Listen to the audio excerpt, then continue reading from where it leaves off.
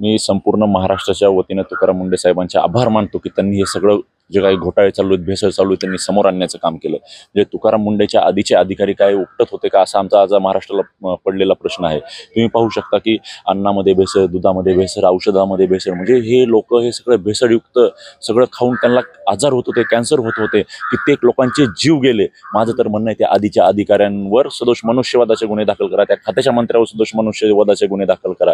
म्हणजे तुम्ही काय करत होता? एक तुकाराम तुमचा सगळा बाजार उठवतो ह्या माफियाचा.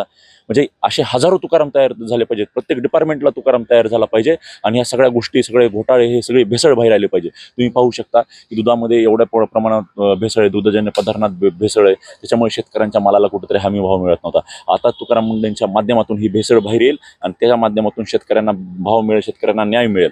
आता त्या दिवशीच्या कार्यवाहीमध्ये आम्ही पाहिलं की तुकाराम मुंडेचा जी टीम होती त्यांच्यावर हल्ला करण्याचा प्रयत्न झाला, गोळ्या घाला असं ते व्हिडिओमध्ये आम्ही ऐकलं. तर आम्ही प्रशासनाला विनंती करतो की तुकाराम मुंडे असतील, त्यांचे कुटुंबीय असेल, यांना पूर्णतः पोलीस प्रोटेक्शन द्या आणि तुकाराम मुंडेचे असतील त्यांच्या कुटुंबियाला च्या केसालाही धक्का लागला तर महाराष्ट्रातील तरुण असेल, महाराष्ट्रातील नागरिक असतील, रस्त्यावर उतरतील, कायदा हातात घेतील आणि तुम्हाला परिस्थिती सांभाळणं अवघड जाईल. कारण की तुम्ही पाहू शकता कालच CGPचं, काँग्रेस जनता पार्टीचं पुण्यात आंदोलन झालंय आणि तरुण जेनजी रस्त्यावर उतरलेला होता आणि जेनजीची ताकद काय आहे ती पाहिली आणि हा जेनजी तुकाराम मुंडेच्या समर्थनात आहे आणि तो जर तुकाराम मुंडेच्या समर्थनात उतरला तर मग तुम्हाला सांभाळणं अवघड जाईल.